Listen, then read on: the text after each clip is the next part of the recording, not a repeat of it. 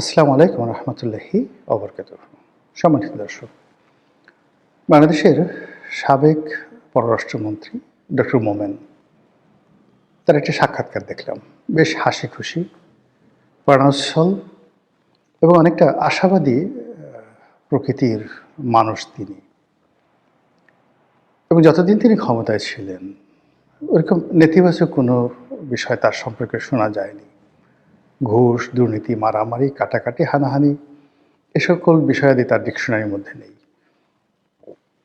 সিলেটের মানুষ জনাব আবুল মাল্লা আব্দুল মুহিত সাহেবের ছোট ভাই। প্রথম জীবনে তিনি শিক্ষকতা করেছেন ঢাকা বিশ্ববিদ্যালয়ে, পরে বিভিন্ন আন্তর্জাতিক সংস্থায় চাকরি করেছেন। আপাতমস্তিক একজন নিরেট ভদ্রলোক মানুষ। তো যারা তাকে দেখেছেন দেখবেন যে তার মাথায় দীর্ঘদিন পর চুলা ছিল, এখন তিনি পুরো টাক মাথা করে ঘুরে বেড়ান, মুখে দাড়ি রেখেছেন।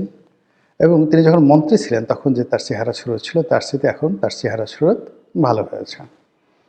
বাংলাদেশে একসময় নামকরা সাংবাদিক সুলতানা রহমান, তার যে একটা পডকাস্ট রয়েছে সেখানে তিনি যে সাক্ষাৎকার দিয়েছেন, সেখানে তার বাংলাদেশে পালিয়ে থাকা, বাংলাদেশ থেকে যাওয়া, তারপরে নাপিত দিয়ে চুল কাটানো, দাড়ি রাখা, অসাধারণ চমৎকার করে তিনি সেই বিষয়গুলো বর্ণনা করেছেন। আমি সেই বিষয়গুলি নিয়ে কথা বলবো না। আমি যে বিষয়গুলি নিয়ে কথা বলবো সেটা হলো যে এই ভদ্রলোকের কথাবার্তার মধ্যে কোনো রকম মুনাফেকি নেই এবং এই কথাবার্তার মধ্যে রাজনীতির কোনো কৌশলতা নেই। একেবারে তার বক্তব্যের মাধ্যমে আপনি বুঝতে পারবেন যে এই মুহূর্তে আওয়ামী লীগ আসলে কেমন আছে, তাদের চিন্তা চেতনা কী। অন্যান্য যারা ধরেন জাহাঙ্গীর কবির নানক আছেন বা অন্যান্য যে সকল নেতৃবৃন্দ রয়েছেন, বাহাউদ্দিন নাসিম, তাদের অলমোস্ট সব কথাগুলোই পলিটিক্যাল, রাজনীতির মার্ক আছে। কিন্তু মোমেন সাহেবের কথা আগে যেভাবে সোজা সাপটা ছিল, এখন আরও সহজ সরল বা সোজা সাপটা হয়ে গেছে। তিনি নিজেই বলছিলেন যে তিনি সহজ সরল প্রকৃতির মানুষ। তিনি বাংলাদেশে অনেক দিন পালিয়েছিলেন এই কারণে যে তার একটা আত্মবিশ্বাস ছিল যে যেহেতু তিনি কোনো অন্যায় করেননি, কর্মজীবনে কাউকে মারেননি, কারো বিরুদ্ধে একটা মামলা করেননি, কাজেই তিনি কেন পালাবেন।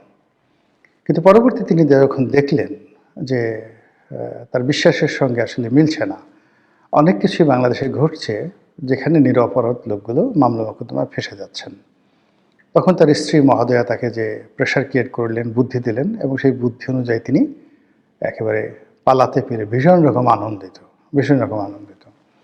তো যেটা আলোচনা করব আজকের এই ভিডিওতে, তিনি তার সেই সাক্ষাৎকারে একটি জায়গাতে বলেছেন যে ডক্টর মোহাম্মদ ইউনূসের উচিত খুব দ্রুত বাংলাদেশ থেকে চলে যাওয়া এবং একটি তত্ত্বাবধায়ক সরকারের হাতে ক্ষমতা দিয়ে।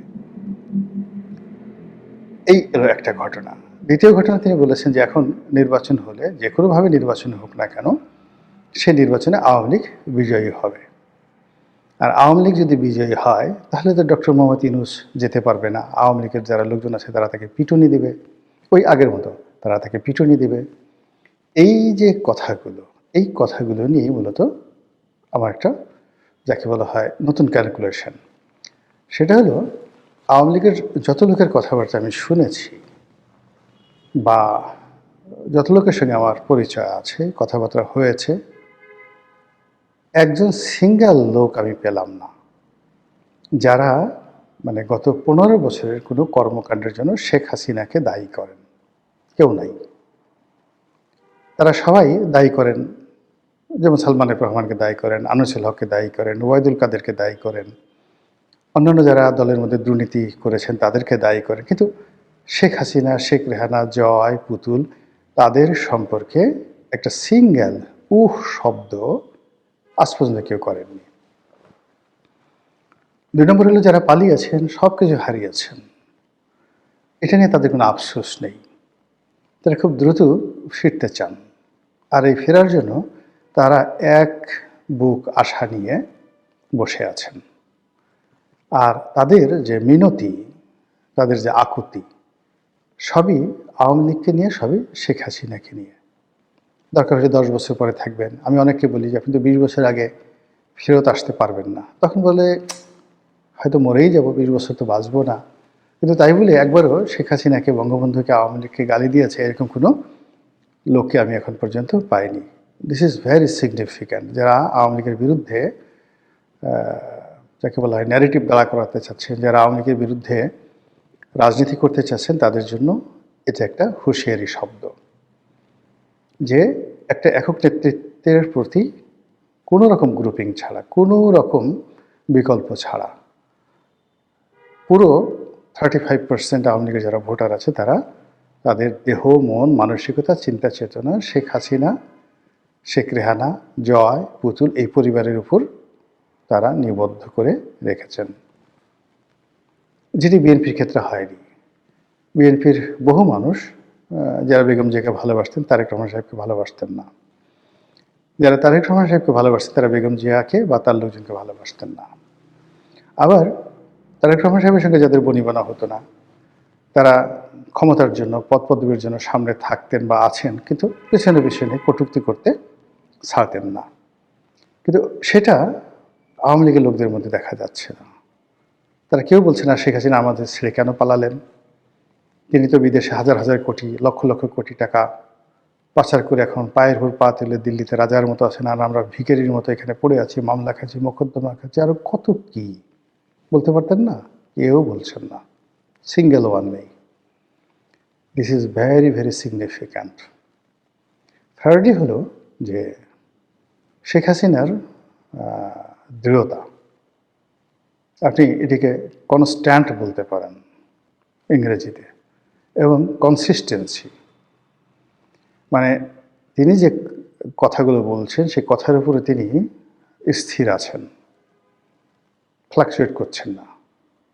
আর যে কথাগুলো বলছেন ধারাবাহিকভাবে, কনসিস্টেন্সলি যেটিকে বলা হয়, ধারাবাহিকভাবে একই কথা বলে যাচ্ছেন। আমরা আশা করেছিলাম যে তিনি বিএনপির সঙ্গে একটা সমঝোতার চেষ্টা করবেন, তারেক রহমান সাহেবের সম্পর্কে ইতিবাচক কথাবার্তা বলবেন, কিন্তু যে না, ওই যে তারেক রহমান সাহেবের আম্মা মারা যাওয়ার পর তার প্রতি যে শোক জানিয়েছেন বা তার সঙ্গে কথা বলেছেন বলে আমরা যেটা শুনেছি ওই পর্যন্তই।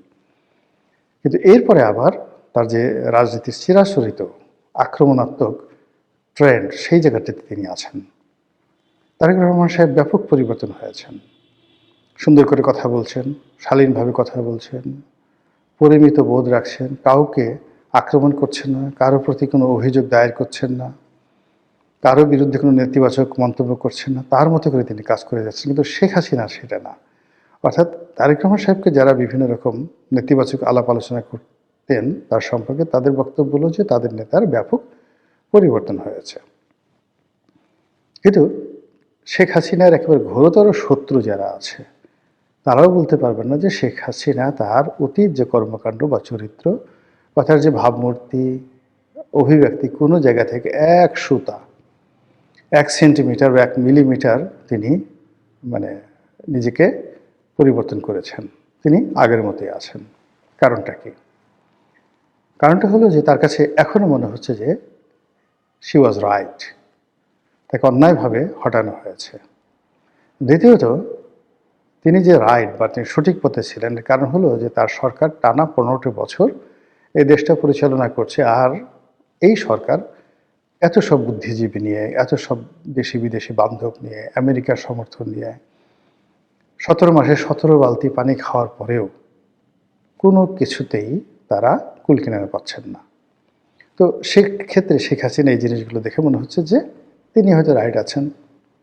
এই যে আমি এখানে যে শব্দটি ব্যবহার করেছি, শেখ হাসিনার মোনাজাত, মোনাজাত মানে ডিজায়ার, তিনি কি প্রতিজ্ঞা করেন, তিনি কি ডিজায়ার করেন, কি আশাবাদ ব্যক্ত করেন, কি প্রার্থনা করেন। মোনাজাত যদি আমরা প্রার্থনা ধরি, দ্য প্রেয়ার, তো সেক্ষেত্রে আপনি দেখবেন যে শেখ হাসিনার বক্তব্য হলো তিনি বাংলাদেশে আসবেন, নেতাকর্মীদের বলেছেন সবগুলোর তালিকা করে রাখো, এবং তিনি সবগুলোর বিরুদ্ধে প্রতিশোধ নেবেন। তার দৃঢ়তা এমনই যে তিনি নেতাকর্মীদের বলার চেষ্টা করছেন যে আমি অতীতে যা কিছু বলেছি প্রত্যেকটা জিনিস করে ছেড়েছি, ইনশাল্লাহ আগামী তো এই জিনিসগুলো আমি করে ছাড়ব। এই কথাগুলো কিন্তু মানে রাজনীতির কথা নয়, বা এই কথাগুলো কথার কথা নয়, বা এই কথাগুলো তার নেতা কর্মীদেরকে উজ্জীবিত করার জন্য নয়। আমার কাছে যেটা মনে হচ্ছে যে শেখ হাসিনা এমনই। প্রথম থেকেই তিনি এইভাবেই আক্রমণাত্মক কথা বলছেন সবসময়। আমি অন্তত ৮১ সন থেকে তাকে যেভাবে দেখেছি। মানে যখন ঢাকা বিশ্ববিদ্যালয়ে মানে কি বলবো, ছাত্রলীগ ছাত্রদল মারামারি হতো, এই বিষয়গুলো শেখ হাসিনা নিজের হাতে হ্যান্ডেল করতেন। কার আর্মস দরকার, কার অ্যামুনেশন দরকার, কার গুলি দরকার, কার বোমা দরকার, কে কয়টা মারবে, কে কোন জায়গায় কী করবে, এই পুরো জিনিসগুলো তিনি নিজের হাতে তদারক করতেন। এবং এটা এখন তো ওপেন সিক্রেট হয়ে গেছে। তো সেই জায়গা থেকে তার কোনো বিচ্যুতি হয়নি। তিনি আগের মতোই এরকম কাজগুলো করে যাচ্ছেন। ফলে যতদিন তিনি সুস্থ আছেন, সবল আছেন, এই রাজনীতির ময়দানগুলো সংঘাতপূর্ণ হবে, প্রতিহিংসা আরও বাড়বে এবং কোনো অবস্থাতেই শেখ হাসিনার যারা প্রতিপক্ষ তারা উনি যতদিন আছেন সুস্থ থাকতে পারবেন না। এমনকি আওয়ামী লীগের যে সমস্ত লোকজন রয়েছেন তারাও সুস্থ এবং সুস্থির থাকতে পারবেন না। এ কারণ হলো যে এটা আমি এখন কীভাবে বলবো, ধরুন আওয়ামী লীগের লোকজন শান্তিপূর্ণভাবে একটা মিছিল করলো, তো তারা জানে মিছিল হচ্ছে, শেখ হাসিনা দিল্লি থেকে গোপনে তার 2 জন কর্মীকে বলল মারো বোমা, বোমা মারলো, একটা দুর্ঘটনা ঘটে গেল, মামলা হলো এবং সেই মামলায় ওই আওয়ামী লীগের যারা লোকজন আছে তারা পাইকারি হারে সবাই পড়ে গেল। এবং এই ঘটনা বিএনপির ক্ষেত্রে হয়েছে, হয়তো স্যাবোটাজ করা হয়েছে বা বিএনপি কোনো নেতা করেছেন, কিন্তু মির্জা ফখরুল শুধু একটার পর একটা আসামি হতেই আছেন।